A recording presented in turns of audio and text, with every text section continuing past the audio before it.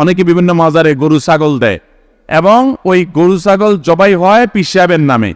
আল্লাহ তাআলা কোরআনে বলেছেন, ওয়ালা তাকুলু মিম্মা লাম ইউযকার ইসমুল্লাহি আলাইহি, যেই পশু জবাই করার সময় আল্লাহর নাম নেওয়া হয় নাই, অন্যের নাম নেওয়া হয়েছে, তোমরা সেই পশু থেকে গোশত খাবে না, ওটা হারাম। এবং যারা এই কাজ করবে তারা গুনাহগার হবে, তারা শিরকে লিপ্ত হবে। ভয়ঙ্কর একটা বিষয়, মান বিধ্বংসী বিষয়।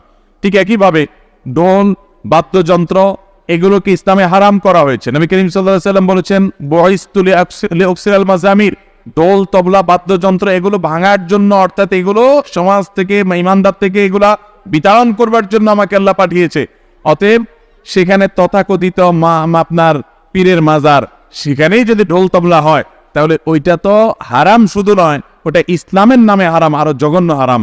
বিধায় মুসলমানদেরকে আল্লাহ তাআলা এগুলা বুঝার তৌফিক দান করুন। আমরা যেন সত্য আর অসত্যের মধ্যে পার্থক্য করতে পারি, হক এবং বাতিলের মধ্যে পার্থক্য করতে পারি, হেদায়েত এবং